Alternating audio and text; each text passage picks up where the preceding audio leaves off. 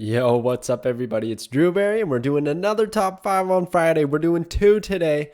That's because the last one was about the top five most hated cards. And I gotta be real, like, I don't really love doing those videos all that much because I love all the cards in Marvel Snap. This game just won Mobile Game of the Year and only being released 3 or 4 months. It's insane, and that just speaks volumes to how fun this game is to play.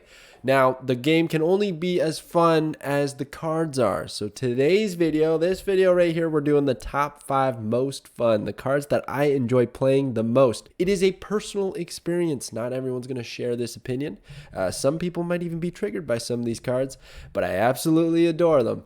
And it's just only Series 3 and under. And actually, a bit of a spoiler alert, when I was putting this together, I realized all my cards are Series 3 in the top five. And then I have some honorable mentions that have Series 1 and 2. So kind of apologies for that, but they do have some really fun ones in Series 3. Even despite having a full collection, I still go to those for some fun times. So let's get into this Friday's top five. Number 5. Patriot. All right, I had to give some love to Patriot, man. Now, I got to put some respect on Patriot's name because this guy is single-handedly carrying an entire keyword, an entire archetype in Marvel Snap, and that is the no ability keyword. Which is super fun. All of a sudden, you have these cards that just have high power value, but then you can give them that little bit of extra power and create a bunch of crazy decks. There are a number of cards. I have a few here that probably wouldn't see play if Patriot didn't exist, right? Some still would, like Wasp. I'm sure Ultron would find a way with Kazar and things, Doctor Doom. But like, think about Abomination or Shocker. Like, if these cards didn't have the added benefit of not having an ability, and Patriot didn't exist, like, it just wouldn't even be fun to play. So the fact that we can create decks surrounding no abilities because of Patriot, he's just gotta be respected. You gotta put him in your top five. He's a fun card. When I unlocked him in Series 3, I was stoked. I was making all kinds of Patriot decks. There's all kinds of different versions that you can make of this. The only drawback to him is I wish he had even more support. There was like more than one card I could put in my deck that would benefit the no abilities. The card itself isn't overly excited. You're not just like, well, let's go, I just played Patriot, that was a sick animation and everything was super cool. It's like, it's not that exciting. You see the bonus +2 power to those other cards, which can be pretty fun, a big swing sometimes. So he's not like like flashy, but he's just, the fact it's more of a deck building thing, you know, the fact that you can build these no ability decks and a bunch of them because of this one card. I had to put him in number 5. Number 4, Daredevil. Oh man, Daredevil. He was like the third season pass, I think. He was like one of the first season passes that I ended up buying myself. And I just fell in love with this card right away because he's incredibly unique to the mechanics of Marvel Snap, right? On turn 5, you get to see your opponent's plays before you make your own. In Marvel Snap, turns occur simultaneously. So he kind of breaks that natural rule that exists in Marvel Snap where it then becomes sequentially and your opponent gets to take their turn first and then you get to react. And you can do all kinds of crazy counterplays with like Professor X, Hobgoblin, Enchantress. Who knows? Even Spider-Man. On turn 5, you Spider-Man off location that you already have a little bit extra power at. And then they can't play anything there on turn 6. There's just a lot of things you can do with Daredevil. And himself isn't that great. You play him on turn 2 and you're just waiting for that turn 5 swing. But man, he will cause a lot of retreats if you have just a few synergistic cards. It's an investment to your later turns, which I think is very interesting. He is a dead card if you get him on turn 5 or 6, and then you can't play him. He's not going to do anything. His ability doesn't do anything. But if you get him early enough and you have the opportunity to play him, super fun card. He also has a sick animation where the cards will be glowing red, and then you can click on your opponent's cards to reveal them. I don't know. Everything about this card is sweet to me. Yes, he is played in this control deck, which has a lot of annoying cards. Some of the cards that I had in my top 5 hated actually end up being here, which is a bit of a bummer. I just try to put an actual viable deck at the top here for you guys to try out if you're interested in checking this card out. But you can put him in a lot of things. You don't have to just put him in this crazy control style deck. If you just need to know what your opponent's going to play on turn 5 and you can kind of play around that, or you want to destroy things in a certain order but you don't want to get armored, or you just want to avoid a counter, on your big turn 5, Daredevil's your guy. Number 3, Magik. Oh my gosh, I love this card. I love this card. And you know what? I loved her when she was broken, and a lot of people had their pitchforks out, wanted her nerfed. She did end up getting nerfed. Before, she only used to say on reveal, change this location to limbo. She didn't have the restriction of you can't play this on turn 6. So the huge problem was that on turn 6, that was the only viable time to play her, because it would catch your opponent off guard. They dumped all of their power to win the game, right? They think it's the last turn, and then all of a sudden limbo happens, turn 7. You, as the player playing Magik, knew that was going to happen, so you didn't commit too many resources on turn 6, and then you kind of just counter them on turn 7 with like Shang-Chi, Killmonger, whatever they committed to, you counter it. So it was busted. It was a little bit broken. It also worked a little too well with Mr. Negative. Still works well with the Mr. Negative and a lot of other things. See, the reason I don't even have a deck here is because Magik is just one of those cards that gives you the opportunity to play 2 6-cost cards, right? You play her on 5. It's the only time that you can play her unless you just so happen to ramp into her, right? So that restriction is difficult, okay? But you play her on turn 5, and then on turn 6 you can play a 6-drop, and turn 7 you can play another 6-drop. So the combos are just through the roof. I was doing a destroy thing recently where I wanted to play Null and then Arnim Zola the Null, right? So Magik is a great opportunity to allow me to do that. There is the backside of giving your opponent an extra opportunity to come back in the game. Maybe they needed that turn 7 a little bit more than you did, and you are committing turn 5 to only 3 power for a mutual benefit, which can be challenging. It might not work out in your favor, but in most instances, you probably built your deck for it. Your hand is probably prepped for an additional turn. She's just a lot of fun. I also love changing locations, right? Because that's another thing you have to consider with this. It's not just extending the game. It's also removing a location and changing it to limbo, which essentially doesn't have an effect aside from adding a turn. So if there's Onslaught Citadel and your opponent is heavily investing on their ongoing abilities at that location, well, on turn 5, you can really throw them off their game by changing it into limbo. And this goes for any beneficial location that's giving your opponent a lot of power. Even some of the annoying ones that I really hate, like Mindscape that swaps your hand, it's like, nope, I'm going to limbo that so we don't swap hands, and I get 2 more turns with my hand that I brought to the table, the deck I wanted to play. And then talking about her cosmetically, oh my gosh, every single one of these variants is like 10 out of 10 for me. The character is so badass. And then also her animation that they added just recently, it was only like a month ago they gave her an animation, but oh, it's so good. She tosses the sword right into the location and limbo spawns, which is very flavorful with her character and lore. So, oh my gosh, I just love this card. I was very close to having her earlier on, but I understand how people might find her frustrating and not want that extra turn. Marvel Snap's supposed to be quick. This doesn't add that much time, let's be honest. An extra turn isn't too crazy, but I think some people get a little frustrated with her. She was really a problem child before, but she's been corrected since, and I think she's in a very healthy state right now. Number 2, Aero.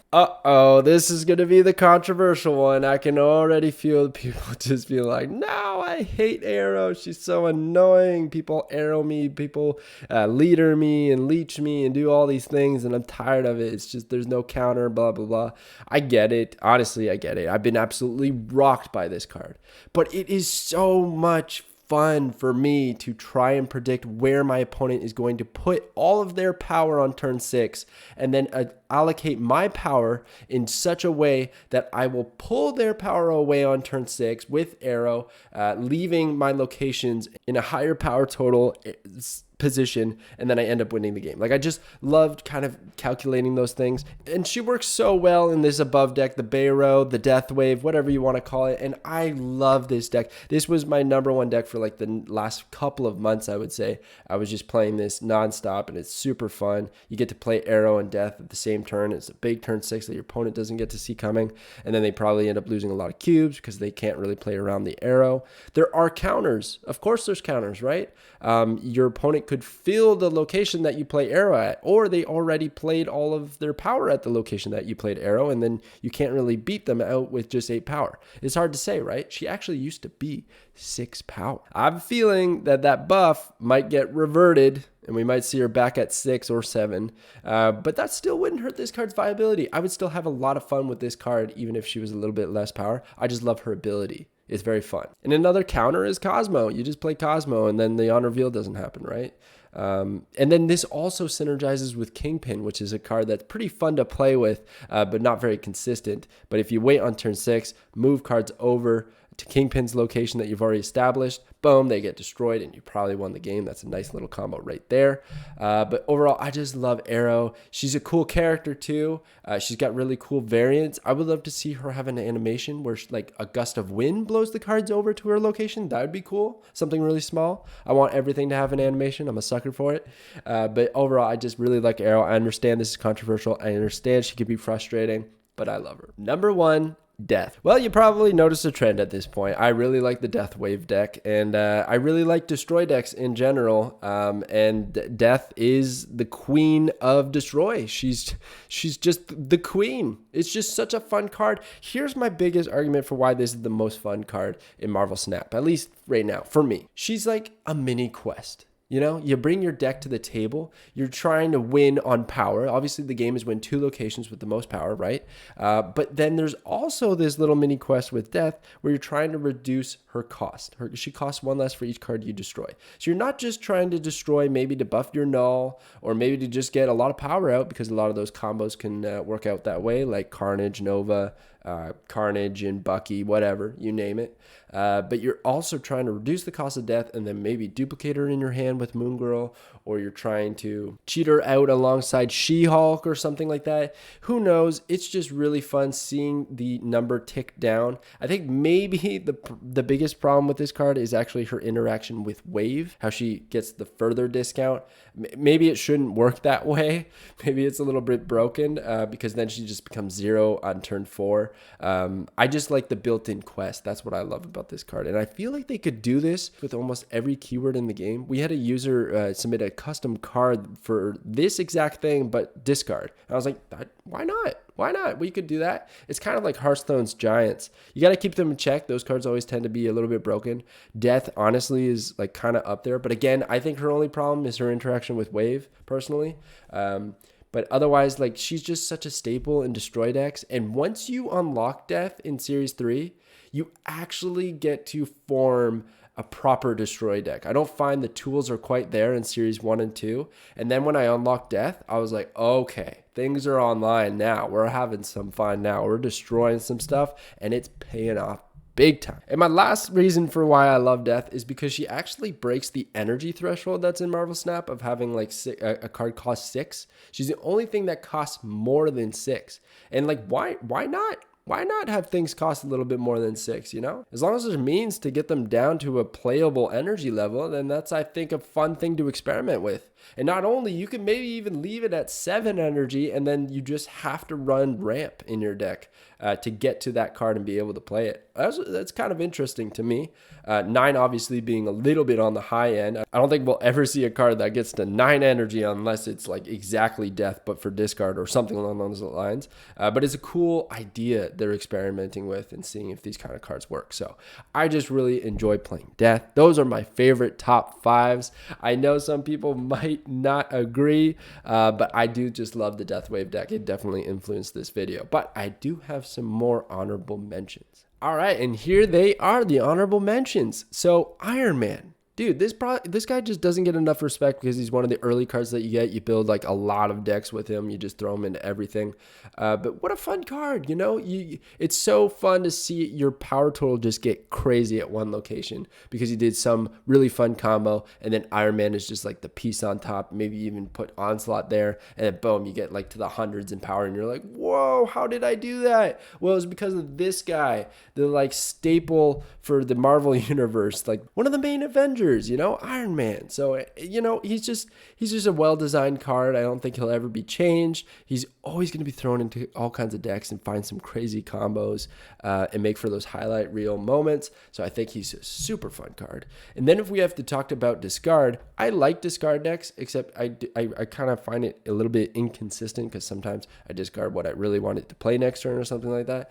But a fun card is Morbius. It's really fun seeing his power grow as you continuously discard cards, and it's a nice return on the benefit of discarding because that's supposed to be a negative, but you keep buffing your Morb, maybe even the cards you want to discard like Swarm or APOC, so those things are working out. It's a double bonus. Morb gets big, APOC gets big in my hand. I get to play APOC later. It's just a fun little combination. Morbius is just such a cool character too. Jeez, if you have the chance to look at his variants, so good, so good. So yeah, I really like Morb for discard. He's a staple too in the discard decks, and you get him in Series 2, so it doesn't take too long. But here's another Series 1 card in Heimdall. I had to put Heimdall here because I really love playing move decks, but I hardly ever play them because they're weak, I would say, compared to other things. And he is the staple for move decks because he's basically your big turn 6 drop, because he's the only thing on turn 6 that's going to move your card, and he is on reveal move your other cards one location to the left. I would have liked to see him be able to switch up the sides, or maybe there's other cards that move cards on turn 6, so you're not always running Heimdall, but because he's like the one to run for all move decks, I felt like I had to put him here. And then Cerebro, I put Cerebro here. I don't play with Cerebro all that much, but I do love the deck building that comes with Cerebro. So you have like Cerebro 2 is probably one of the more popular ones, but only 3, 4, 5. The number just keeps going up. There's all kinds of decks that you can build with this guy, and anytime a card comes out, if it has a certain power total, it might fit in one of those decks, and it's always something to consider when a new card is printed. And then last but not least is Wong. Wong is here because he just makes for those crazy moments, similar to how Iron Man does at one location. Wong can do it at multiple because you like play White Tiger and then you play Odin and you got tigers everywhere. Or maybe you're juicing up your Wolfsbane like crazy. Or maybe you do the Black Panther Arnim Zola combo to get a giant panther, 2 of them on the board, you know? So like Wong is kind of the enabler for a lot of those combos. I don't know if he ever needs to be changed. He can easily be countered by a variety of things, Cosmo, Enchantress off the top of my head. And he is a late game, you know, you got to play on 4 and he's only 2 power, so it's like, what do you do there? But yeah, he's just a really fun card to play because of the crazy combo potential. So bam, that is going to do it for me. That is my favorite cards to play in Marvel Snap, but honestly this list was really difficult because I had like a list of like 20. There's so many fun cards in this game. There's very few that I don't like to play. I put out a hated list, but like, let's be honest, like even those I'll play them. Like I don't have any complaints to any of these cards, to be honest. Like for the most part I like them, except for Mr. Negative's design constraint. I really don't enjoy that triggers me a little bit, but otherwise, gosh man, I just love this game. It's such a fun game. I've never been this hooked on a card game. Like I've played them casually before, but this one's just got its teeth in me and I absolutely love it. So anyways, thank you so much for watching as always, guys. I will catch you next time.